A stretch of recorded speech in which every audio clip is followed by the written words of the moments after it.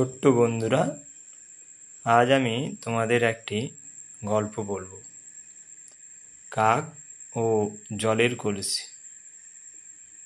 শহরের কাছের এক জঙ্গলে এক কাক বাস করত। কাকটি অনেকক্ষণ ঘোরাফেরা করছিল, তাই তার খুব জল তেষ্টা পেয়েছিল। মনে হচ্ছিল যেন আর থাকতে পারছে না। এদিক ওদিক তাকাতে তাকাতে একটি জলের কলসি নজরে আসায় সেটার কাছে উড়ে চলে এলো।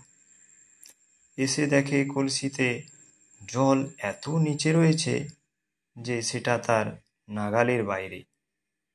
খুব দুঃখ হলো তার। নানাভাবে নানা রকম চেষ্টা করলো সে জলের মধ্যে ঠোঁট নিয়ে যেতে, কিন্তু কিছুই হলো না। তখন সে একটা উপায় আবিষ্কার করলো।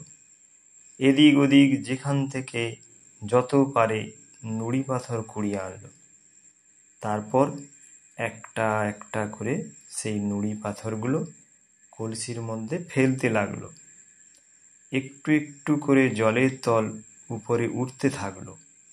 একসময় চলে এলো তার নাগালের মধ্যে।